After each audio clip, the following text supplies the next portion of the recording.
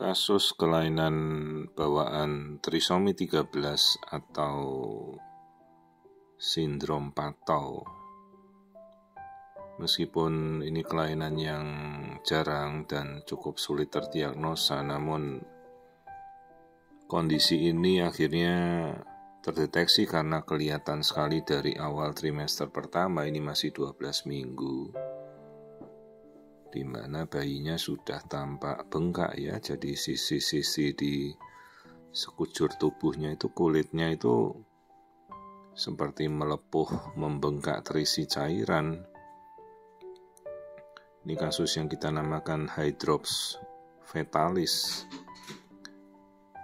Kasusnya sendiri sangat berbeda dengan Down syndrome pada umumnya karena kasus-kasus Down syndrome itu sedemikian sulit ya terdeteksi kalau tanpa bantuan pengecekan kita NIPT ya.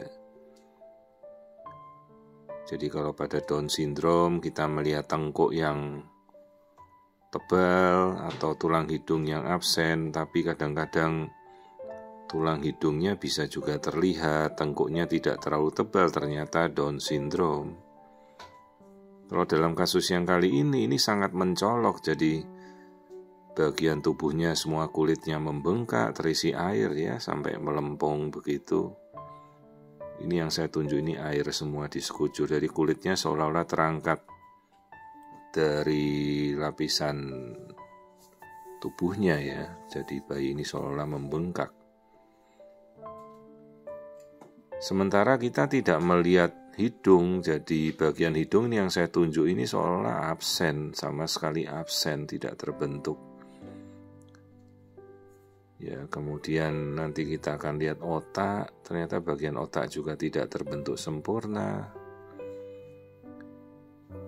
Dan inilah pentingnya kita juga kombinasi pemeriksaan screening seperti ini dengan NIPT ya, jadi pada ibu-ibu yang memang usianya pas hamil sudah di atas 35 tahun, selain screening feto-maternal screening ya, Anda bisa meminta pemeriksaan pada konsultan feto-maternal, mungkin ada di daerah Anda ya. Dan sekarang karena kita sering melakukan edukasi seperti ini, jadi ibu-ibu yang hamil kan sekarang sudah lebih teredukasi ya bahwa ada pemeriksaan screening feto-maternal ya, yang kalau di luar negeri itu dilakukan secara wajib ya pada konsultan maternal fetal medicine consultant pada trimester pertama, trimester kedua, dan kadang pada trimester ketiga ya. Dan kegunaannya memang edukasi itu karena akhirnya memang ibu-ibu juga bisa melakukan pemeriksaan secara mandiri. Ini yang kita lihat jantung ya. Jadi pasien ini sebenarnya tidak dikonsulkan ke saya, dia datang sendiri karena diduga bayinya bengkak ya. Sementara ternyata ada kelainan jantung yang berat sekali, VSD, jadi ventricle septal defect. Padahal ini baru 12 minggu tapi jantungnya sudah bocor, sudah bolong begitu ya pada daerah bilik. Ini yang kita tunjuk, jadi seolah kulitnya itu membengkak.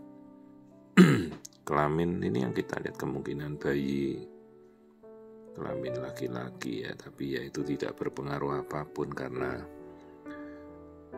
kondisi bayi ini sudah sangat-sangat berat ya kondisinya. Jadi begitu seluruh tubuhnya bengkak, pasti jantungnya ada kelainan ya, ternyata memang benar kebocoran. Terus ini yang kita ukur tengkuknya sampai tebal sekali begitu tadi ya. Bahkan sebenarnya sudah tidak perlu kita ukur, sudah tebal sekali dan bengkak. Ini bagian tengkuknya ini sampai kita lihat tebal sekali, berapa mili itu, sampai 6,4 mili ya, tebal sekali. Ya, dan ternyata begitu kita lakukan NIPT memang kondisinya ini serupa dengan yang kita duga ya, trisomi 13 atau sindrom Patau. Ini daerah wajah sendiri juga menunjukkan suatu anomali ya, jadi hidungnya tidak terbentuk, Tadi saya lihat seolah-olah seperti ada bibir sumbing di wajahnya. Ya, secara tampilan luar ini kita tidak bisa menggambarkan seolah-olah bayi yang tampak normal. Kan ibu-ibu sudah melihat bayi yang normal seperti apa ya pada 12 minggu. Jadi begitu lihat kondisi seperti ini ya pasti sangat-sangat berbeda. Dan kondisi trisomi 13 itu bukan suatu kondisi yang bisa bertahan hidup ya. Biasanya dia tereliminir sendiri, bayinya tidak berkembang. Bisa dari awal kehamilan, terus sebelum bayi ini lahir ya. Biasanya IUFD, intrauterine fetal demise. Ya, jadi ini untuk badannya sendiri sudah bengkak semua. Ya, hydrops fetalis.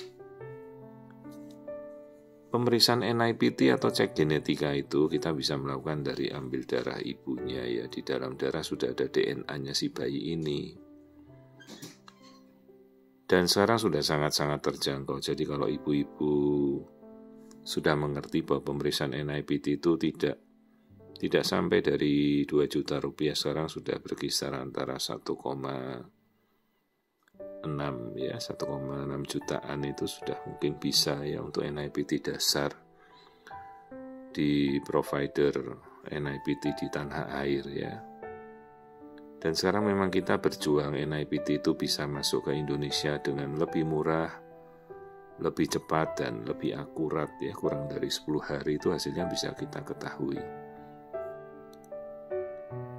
Jadi suatu kelak saat ini ya, suatu saat nanti NIPT akan semakin terjangkau ya. Sekarang sudah mulai ke arah situ ya. Dan kita berjuang supaya NIPT itu bisa makin murah. Ini kita lihat bagian otaknya. Otaknya jelas kelainan ini. Ini bagian otak yang namanya holoprosencephaly. Jadi ya otaknya tidak terbentuk sempurna. Tersisa hanya bagian otak tengah dan belakang saja ya. Ini namanya holoprosencephaly tipe lobar. Ya, kelihatan sekali bentuk kepalanya tidak sempurna.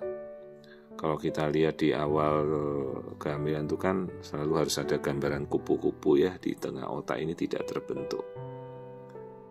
Nah, ini saya coba melihat wajah, kelihatan sekali wajah itu ada bibir sumbing ya, celah bibir atau facial dysmorphism, bentuknya tidak sempurna.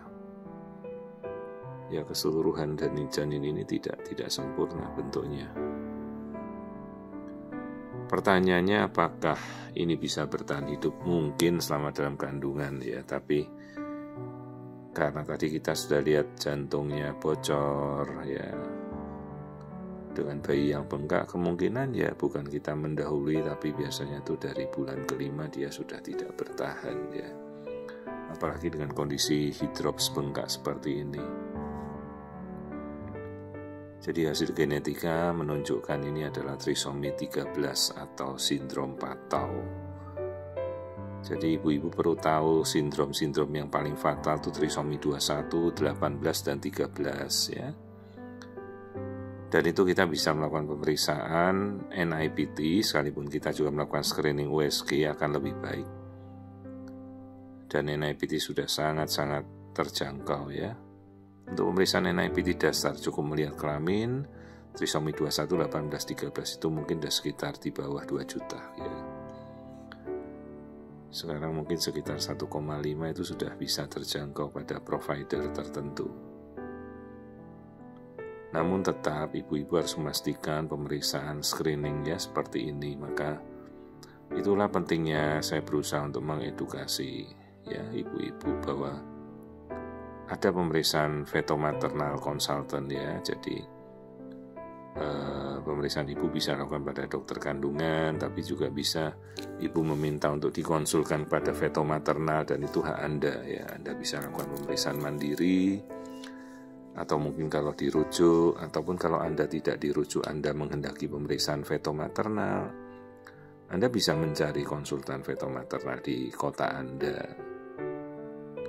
Akan lebih baik apabila ada rujukan referral letter, jadi artinya Anda juga dititipkan oleh konsultan dokter Anda untuk pemeriksaan tersebut. Jadi kita ada timbal balik, kalau ada jawaban pertanyaan bisa kita berikan pada dokter kandungan Anda, begitu. Tapi kalaupun tidak dirujuk, ibu-ibu bisa melakukan pemeriksaan mandiri kok ya. Hanya kalau kasus seperti ini kan pasien ini tidak dirujuk, tiba-tiba datang, ya kasihan karena dia tidak mengetahui kasusnya apa, ternyata begitu ketahuan, ternyata cuma begitu ibu ini kan sudah tahu bayinya bengkak, ya pasti dia sudah menduga ada sesuatu yang tidak beres ya pada kondisi bayinya. Jadi ini kondisi hidrofetalis dengan kelainan jantung bawaan berat, jantungnya bocor, terus hidungnya tak terbentuk atau absen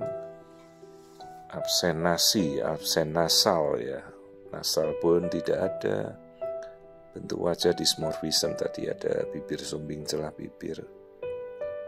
Semua kulit di tubuhnya melembung, bengkak. Prognosisnya buruk ya, toat malam, dan biasanya bayi ini tidak bertahan ya, sampai mungkin sekitar 5 bulan dia akan tak berkembang lagi gitu. Resikonya bisa saja terjadi 1% berulang pada kehamilan-kehamilan berikut. Kalau ibu-ibu nanya penyebab ya, jadi kita biasakan kalau kita mendengarkan edukasi sampai akhir. Penyebab dari kondisi ini adalah trisomi 13, kelainan genetika. Kalau ditanya lagi, dok, penyebab kelainan genetika itu apa? Ya, dia secara sporadis termunculkan pada individu ini. Bisa saja pada kondisi keluarganya mungkin ada anak cacat di keluarga yang kita tidak tahu ya.